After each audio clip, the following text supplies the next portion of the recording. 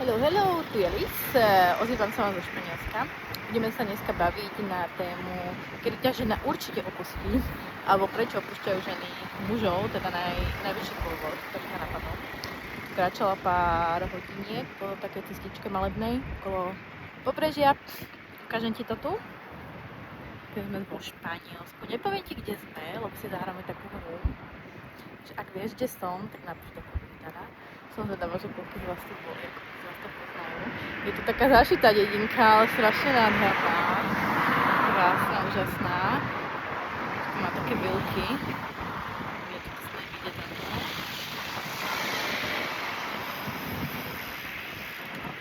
No, a poďme sa rozprávať na tému, kedy ťa žena určite opustí, alebo prečo opúšťajú ženy mužov najčastejšie. Mali sme video o tom, že kedy ťa žena neopustí, kedy to nepodvedie a kedy je ti verná. Aby sa tí muži nemuseli, alebo aby sa ty nemusel báť, hej, alebo aby si mal zodpovedať na tie najhlavnejšie otázky. A tvoj mozoček dostal papkať, tým pádom môžeš viac pustiť kontrolu a viac dôverovať, viac otvárať to srdiečko.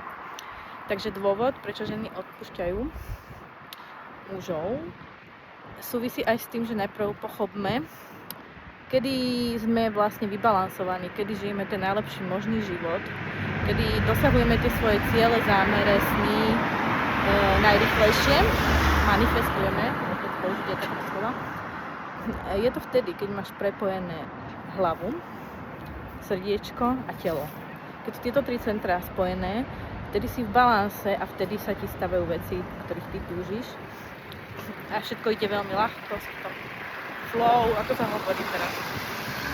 A do tohto stavu sa dostať nie je vždy jednoduché, samozrejme, lebo keď sa začneš viac sledovať, alebo sa aj pohybuješ v nejakom seberozvoji, alebo aj možno máš nejakých koučov, tak zistíš, že nejaké to centrum mi trošku chýba, hej, že mám tam ten balans trošku nevyrovnaný. A je to zase úplne prirodzené, úplne normálne, takže že ide o to, do akej miery sa chceš spoznať, do akej miery chceš vychutnávať tento život, ktorý tu máš, do akej miery si chceš plniť svoje sny, do akej miery chceš mať ten zdravý vzťah, či vlastne aj chceš mať ten vzťah. Samozrejme, treba začať sám so sebou vždycky. A do akej miery ty máš tieto tri centrá spojené. Pre mužov, aspoň čo ja vidím, cítim, viem, je, že hlava funguje veľmi dobre. Muži sú veľmi logicky, tam väčšinou nebýva až taký veľký problém. Hovorím, generalizujem teraz samozrejme. Telo tiež nebýva až taký problém vo väčšine prípadov. Celkom sa viete prepojiť muži, telo, hlava, ale ten problém nastáva v tom srdiečku. V tom srdiečku je najväčší problém pre väčšinou mužov, pretože je to niečo, čo máme potlačené rokmi. Keď žena je citlivá, je zraniteľná, čo je teraz v týchto dobách to ide do popredia. Je to o tom, že vlastne tá žena na to, aby bola ona plne vo flow a plne dokázala príjmať, potrebuje byť aj zraniteľná, potrebuje ísť aj do tej zraniteľnosti, do tej autenticity, do toho svojho estrogenu a otvoriť to srdiečko. A aj za tú cenu, že jej niekto ublíži, samozrejme, že bude nejakým spôsobom zranená, lebo vie, že aj to zranenie, keď by niekto ublíži, tak to trvá len chvíľku. A vlastne sa mi uzdraví niečo, čo z dávnej minulosti potrebovalo byť uzreté a potrebovalo byť precítené tým srdiečkom. Takže teraz je taká doba, keď sa ženy už viac otvárajú a sú viac zraniteľnejšie a ja som vám dala 2 videjka o zraniteľnosti, kde som vám povedala svoj príbeh. Jeden pre mňa veľmi dôležitý, ktorý spustil aj tento kanál. A pre väčšinu mužov, alebo pre mnohých mužov, čo ja vidím, cítim, viem, tak je ešte stále tá zraniteľnosť ako niečo, čím pohrdajú. Neviem, či to je tvoj prípad, ale myslím, že je veľmi dôležité o tom hovoriť tiež. Je to niečo, čo máme tak generačne naučené, že jednoducho, keď je tá žena zraniteľná, tak je to niečo, že v tej džungli nie je použiteľné, hej, že jednoducho je to niečo, za čo ju môžeme, ja neviem, ponižovať, hej, niečo, že keď ten muž príde a má tie hnevy nevyriešené svoje, tak tá žena je jednoducho to najjednoduchšie, do ktorého si môže kopnúť tú ženu, ktorú má doma. Ale preto sa aj vlastne spustili tie vlny feminizmu a všetko sa tu teraz zmenilo za tých pár rokov, lebo už to bolo neznesiteľné a už trebalo ísť do toho progresu, že aj muži nemôžu všetko hádať na tie ženy. To znamená, že keď ty máš nejaké svoje zranenia, svoje hnevy, svoje vzorce, svoje limity, ktoré si zdedil, ktoré si priniesol na tento svet, ktorým si bol programovaný, tak si ich musíš vyriešiť ty sám. A nie, že ich hodím na tú ženu, hej, že budem tej žene ubližovať a budem ju, ja neviem, budem sa na nej vybíjať, lebo už je tá doba tak nastavená, že tá žena môže odísť. Tá žena, keď tak takto budeš správať, odíde a odíde pri najlepšom bez nejakej drámy. Niekedy, keď si nájdeš ženu z nižších levelov, ty sám si na tých nižších leveloch, tak samozrejme bude tam aj nejaká tá dráma.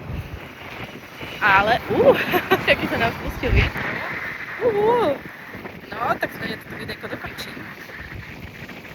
Takže, dneska toto videa, aby sme sa prepili aj s tým srdcom, lebo žena je pre muža veľmi dôležitá s tým, že ho dokáže prepojiť s tým srdiečkom, s tým tretím centrom. A nie je to niečo, za čo by sme mali ponižované. Není to niečo, za čo jednoducho by sme, že je to jednoducho nedôležité v tomto svete, materiálnom. A samozrejme tá sila je veľmi dôležitá, ale aj to otvorené srdce je veľmi dôležité. A keď tá žena ťa vie sa s tebou napojiť na to srdiečko, to je jednoducho ten najväčší dar, ktorý máš, pretože ona cez to srdce, cez tú zraničnou vidí veľmi veľa vecí a dokáže ťa obohatiť a celú rodinu tým dokáže obohatiť. A ty keď ju miluješ, keď sa na tú ženu napojíš, nájdeš si tú správnu ženu, tu z tvojho levelu, podľa toho, v akej situácii sa ty sám nachádzaš, tak čím viac sa dokážete prepojiť, tým lepší život spolu viete vytvoriť, hej? A tým viac sa vám darí a môžete byť ten silný pár, ktorý veľmi rýchlo a veľmi zdravo dosahuje svoje ciele, zámery a žije ten život naplnený, krásny. A neviem si predstaviť, čo môže byť viac. A to je to, čo vám chcem dať a chcem vám odovzdať, je vlastne ako si vytvoriť ten krásny, zdravý vzťah a ako byť viac so sebou prepojený. A aspoň týmito videami ťa trošku spájam s tým tvojim vlastným srdiečkom. Ja viem, že to nie je jednoduché, lebo roky sme to počúvali, roky, storočia, tisíce rokov, aké vlastne nedôležité je to srdce otvorené. A stále máme pocit, že iba tá hlava je dôležitá, hej. A tá hlava a to telo, a teraz do popredia prichádza telo, posledné roky, keď už si uvedomujeme, že vlastne cvičiť, starať sa o to telo, robiť niečo každý deň. V Austrálii vlastne keď sa rozpráva s ľuďmi, tak ti vždy povedia, že aký šport robíš, alebo že čo robíš, akým spôsobom sa o seba staráš. Takže dneska to už máme aj v tej Európe, že jednoducho starať sa nejakým spôsobom o to telo, či už robíš jogu, ideš behať, alebo ideš do posilovne, je to úplne jedno, čo si vyberieš, ale nejakým spôsobom sa o to telo starať. Nie len tým, že si umieš zuby a umieš sa, dáš si sprchu raz za deň, ale starať sa o neho aj, že mu dávať nejaký pohyb, nejakú kvalitnú výživu, nejaké lepšie potravy. Takže toto už tiež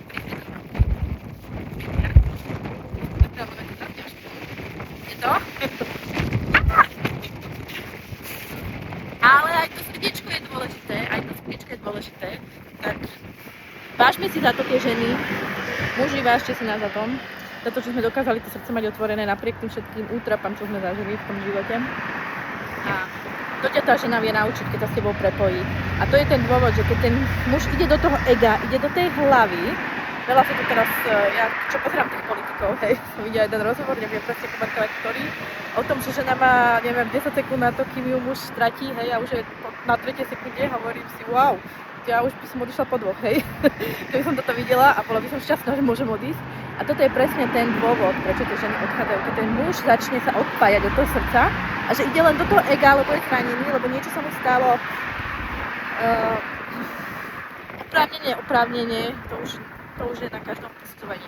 Ale jednoducho ostane v tej hlave a v tom tele a to srdce pre ňoho nemá význam, tak a odpája sa od tej ženy, lebo tá žena na to srdce je napojená a ju to fyzicky bolí, hej, keď sa ten muž od nej odpája, jednoducho. A keď nepoužíva to srdiečko a keď ide do toho ega a ona, tá žena musí ochrániť, ako som ti spomínala vo viacerých videách, ona musí ochrániť aj celú rodinu, ona nejde len o ňu.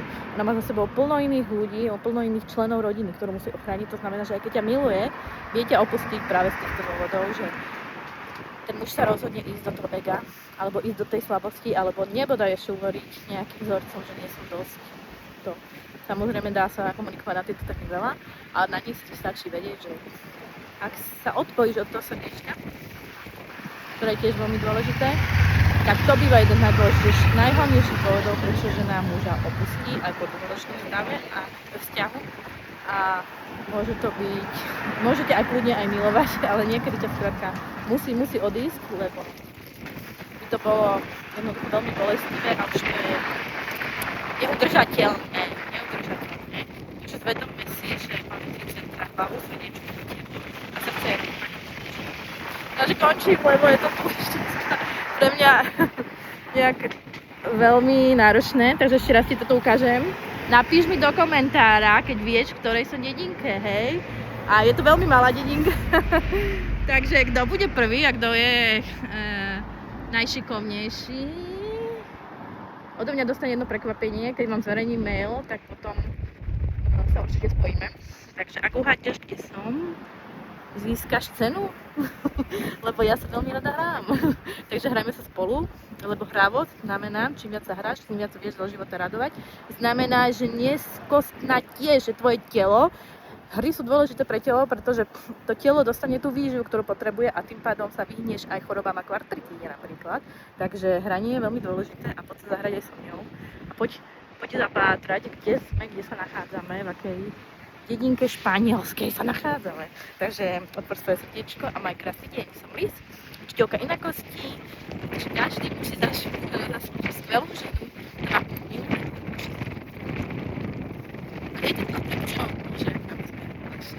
Ahojte.